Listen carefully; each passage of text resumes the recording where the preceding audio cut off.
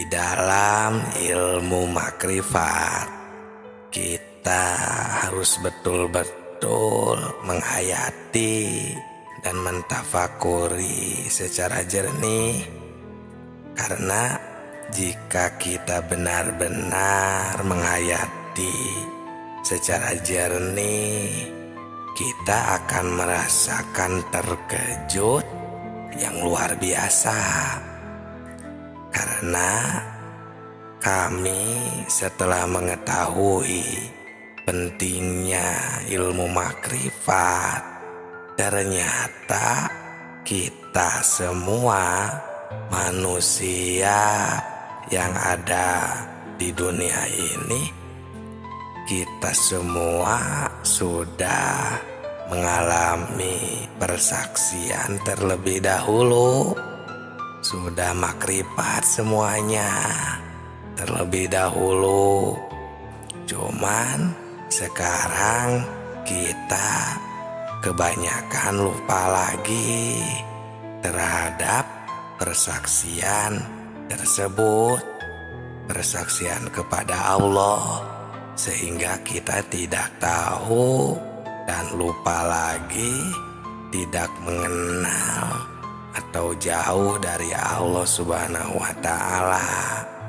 Sahabatku, sahabat tilawah yang kami hormati, ini pentingnya ilmu makrifat. Ini ada di surat ke-7 Al-A'raf ayat 172.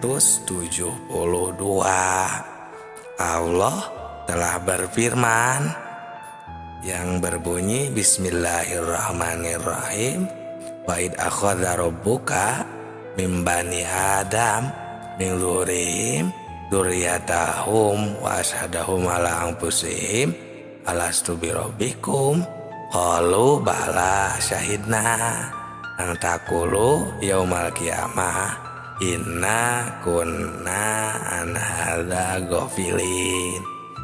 Yang artinya, ingatlah ketika Tuhanmu mengeluarkan anak Adam, menciptakan anak Adam dari sulbi.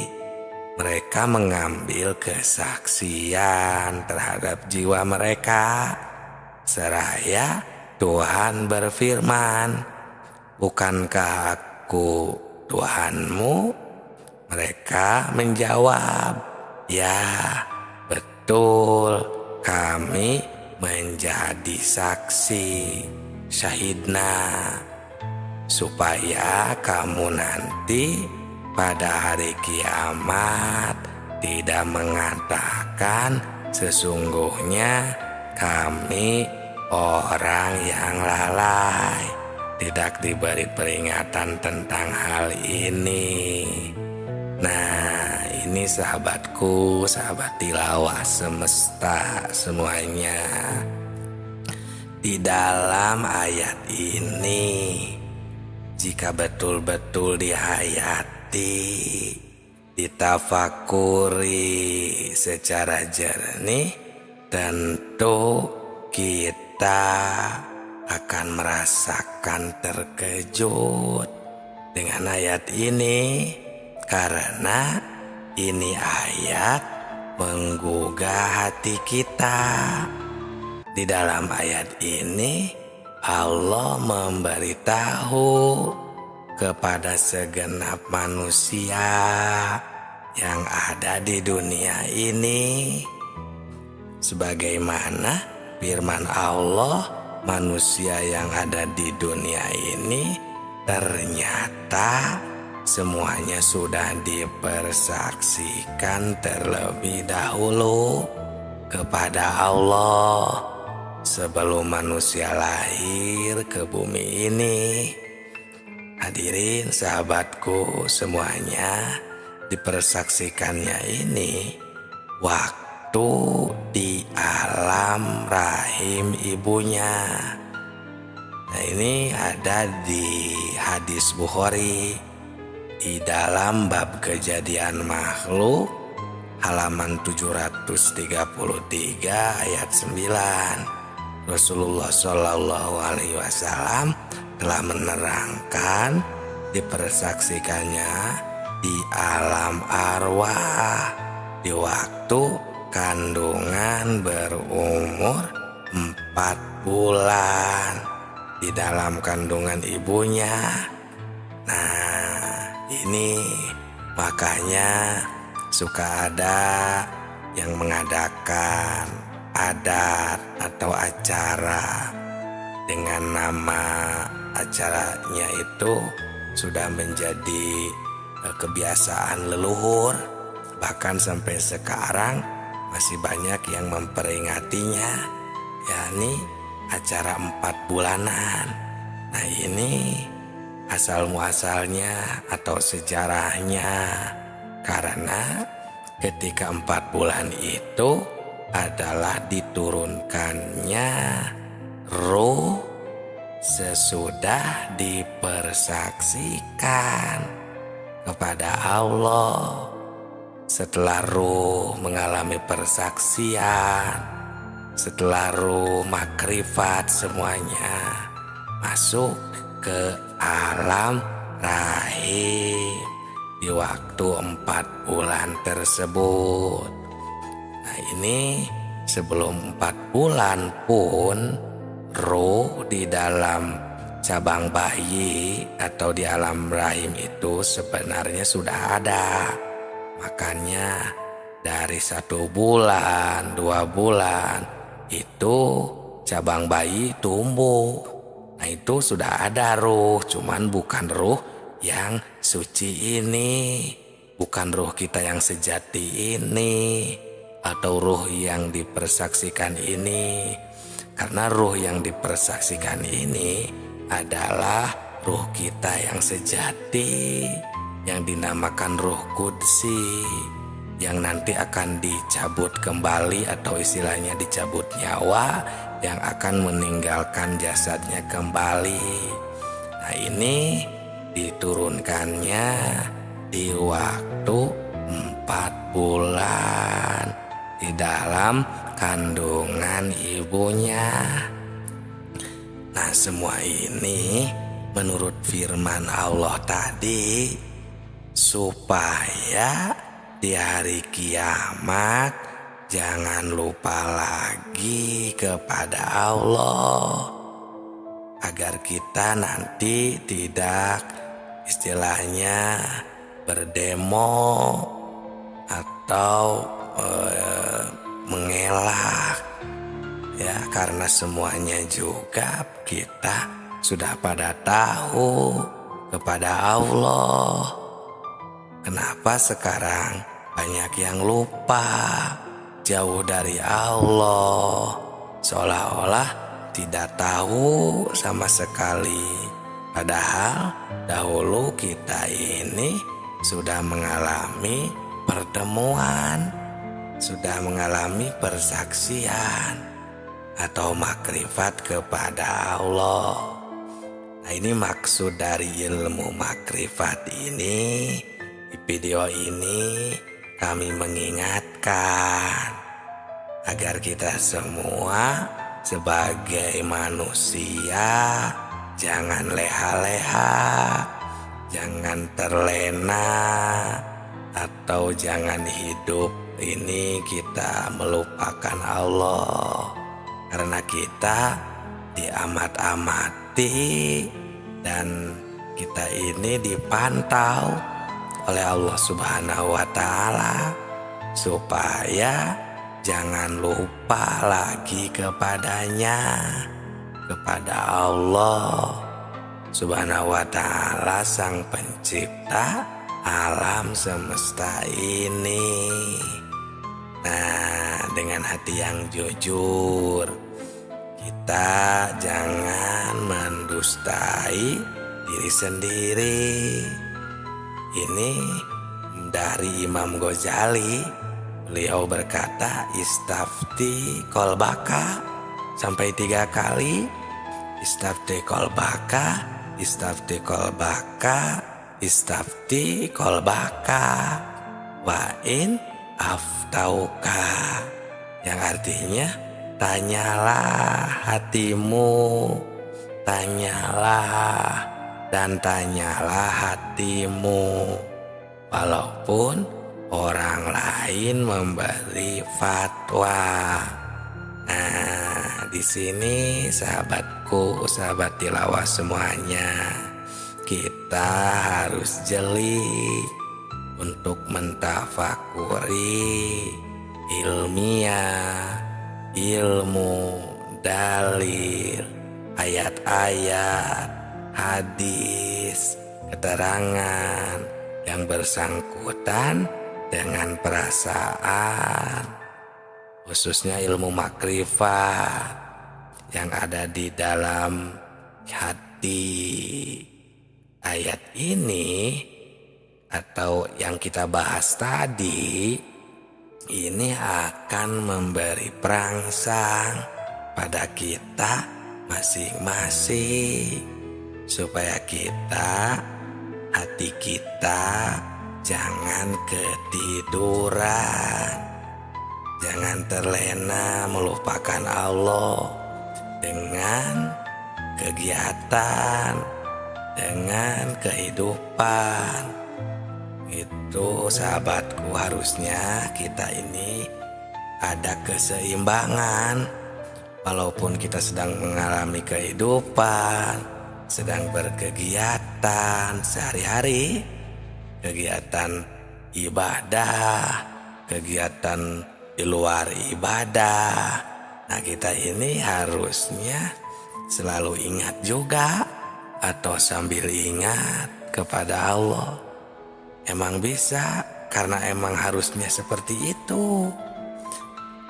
Oleh nafsu, oleh syaitan itu, kita sering diterlenakan ketika kita berkegiatan atau melihat sesuatu, mendengar sesuatu, agar kita lupa pada Allah, yang padahal kita ini bisa sambil mengerjakan, melihat, berkegiatan, mendengar, apapun itu, kita bisa sambil mengingat Tuhan, mengingat Allah Subhanahu wa Ta'ala.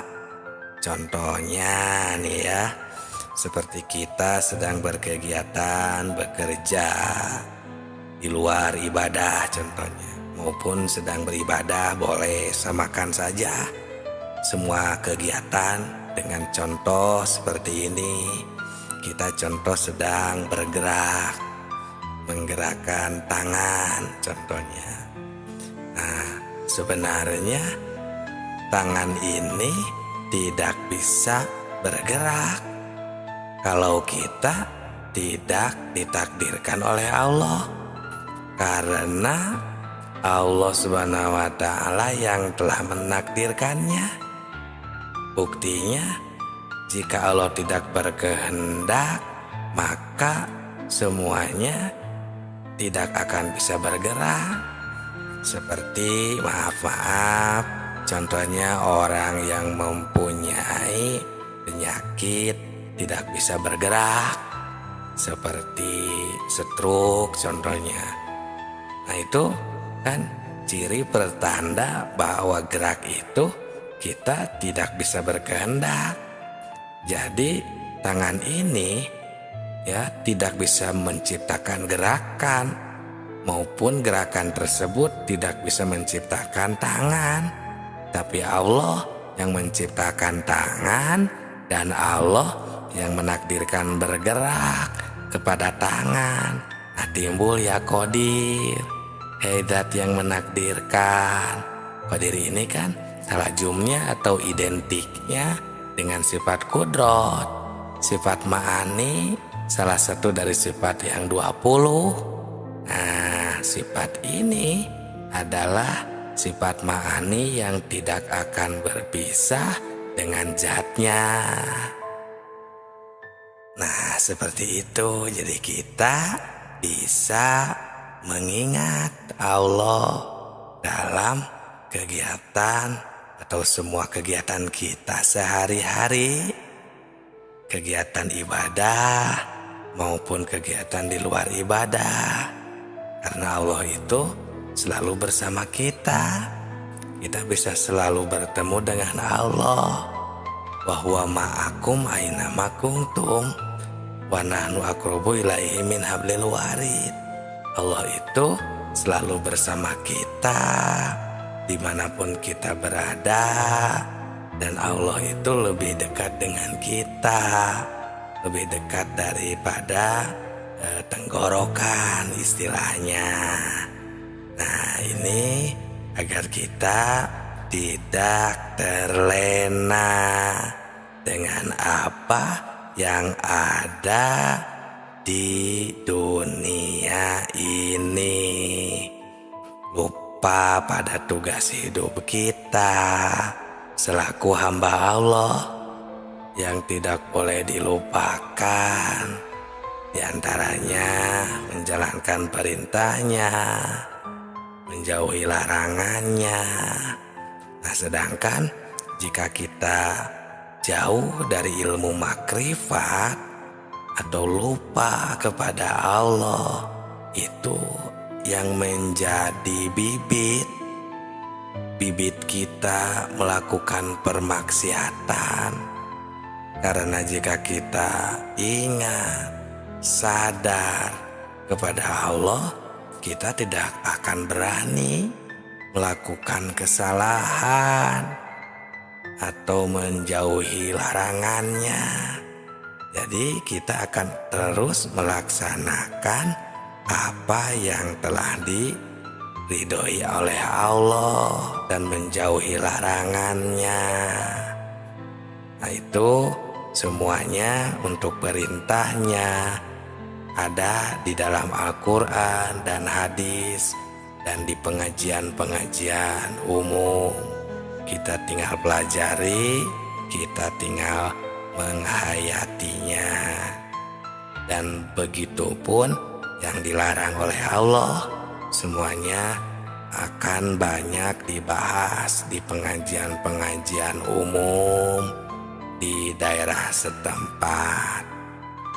Sahabatku, sahabat tilawah semesta semuanya, dalam ayat tadi di atas, Allah Subhanahu wa Ta'ala telah memberi peringatan kepada kita semua agar kita jangan lupa kepada Allah Subhanahu wa Ta'ala.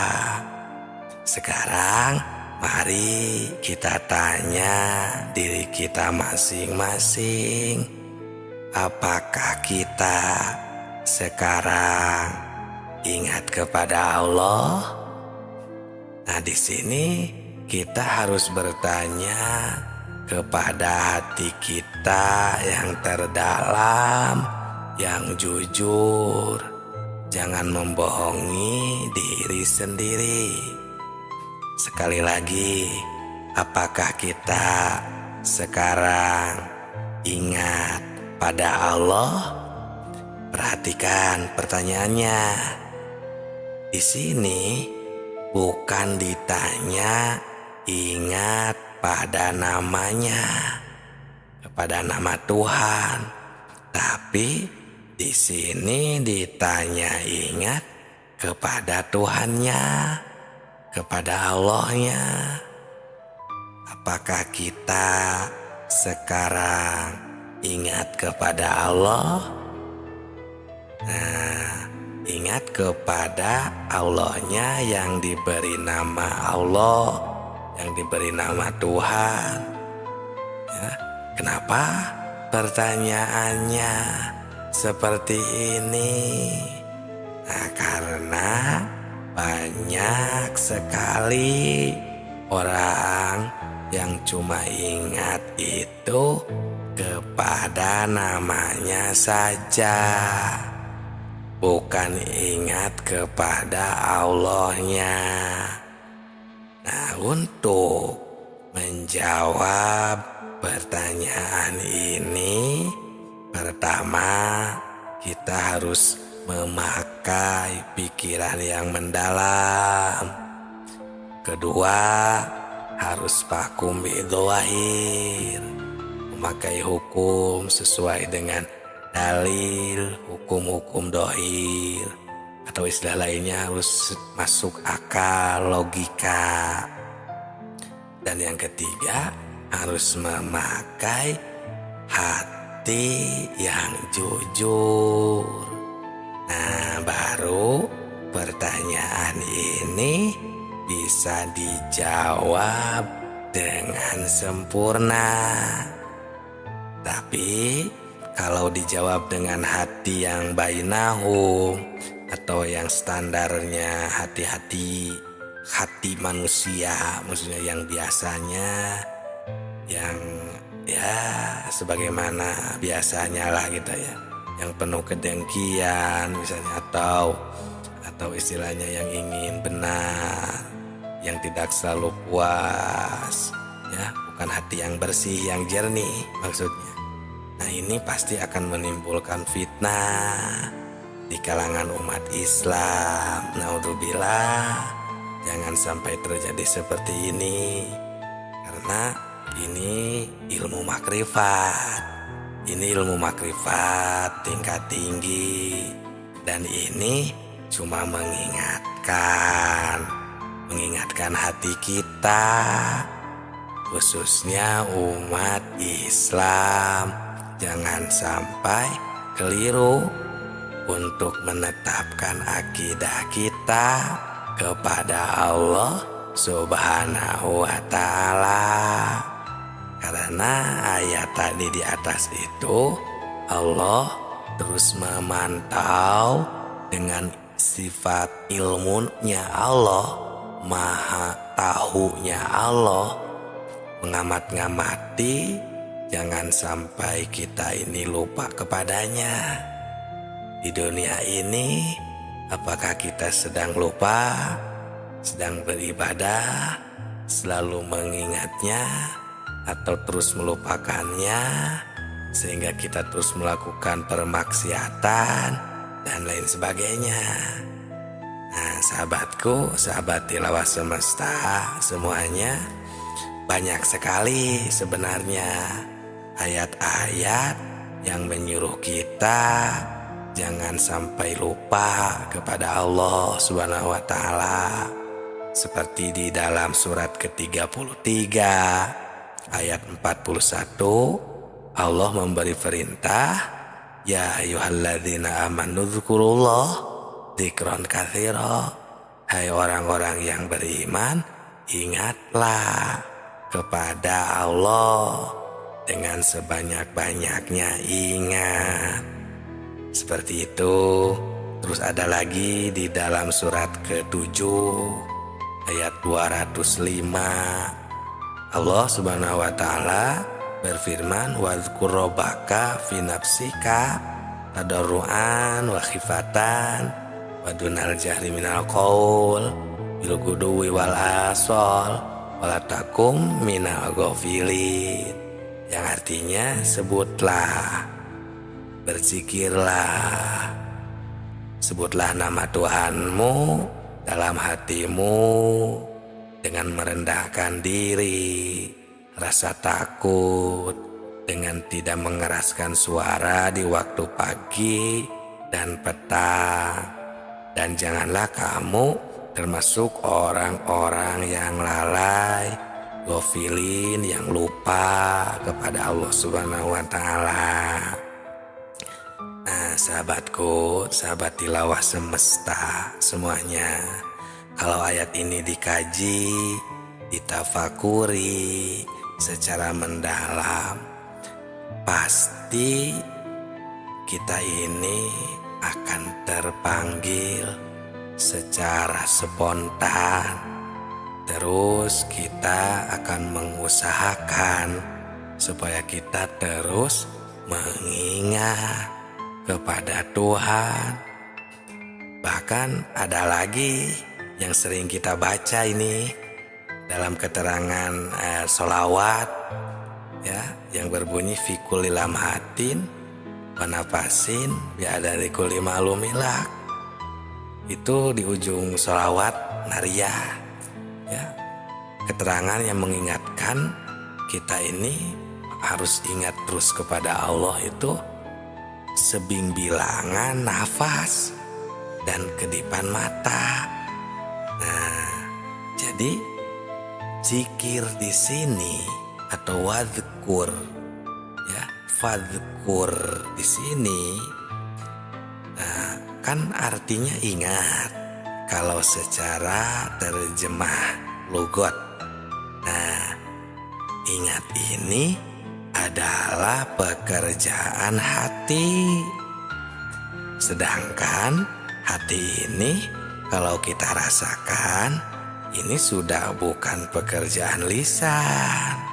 Kalau kita mau benar-benar nih merasakan, ya, ingat itu adalah pekerjaan hati, bukan pekerjaan lisan. Nah, jadi kebanyakan kan zikir itu hanya di lisan, yang padahal jika mau ditingkatkan lagi, mau disempurnakan lagi, nah, bukan hanya pekerjaan lisan tentang zikir ini, tapi pekerjaan hati. Maksudnya, jadi si hati ini bisa ingat ini kalau sudah ada pemberian dari dua panca indera seperti mata, telinga, nah, dan panca indera lainnya tentunya. Kalau tidak ada pemberian dari panca indera, itu tidak akan ada biasanya di dalam hati.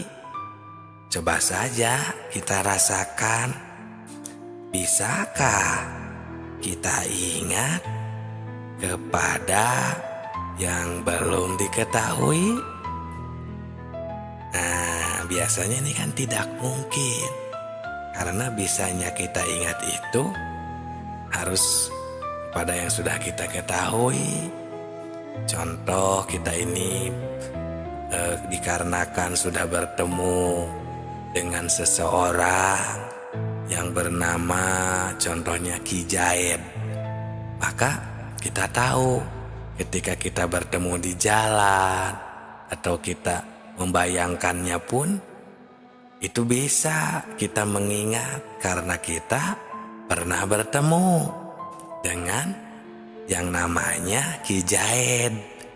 Tapi jika kita belum tahu, belum pernah bertemu dengan si Ki Jaid, maka walaupun di jalan berpapasan, kita tidak akan tahu bahwa itu Ki Jaid, tidak akan mengenalnya, tidak akan saling menanya, karena kita tidak tahu bahwa Ki Jaid itu yang itu.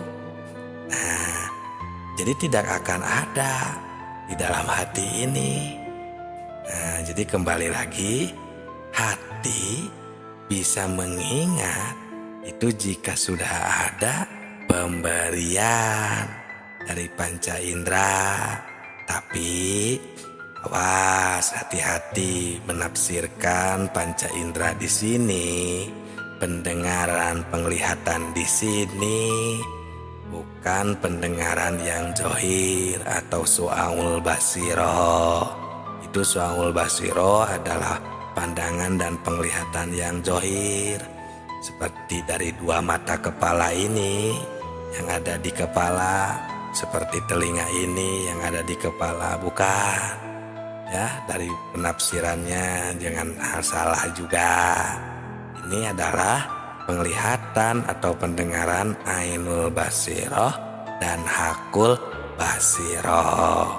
Bagaimana untuk menjabarkannya, menjelaskannya maksudnya di video selanjutnya kita akan bahas, kita akan pahami bersama. Salam tilawah semesta.